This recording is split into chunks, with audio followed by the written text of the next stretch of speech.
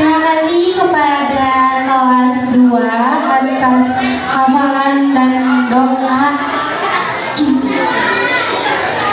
Untuk acara selanjutnya masih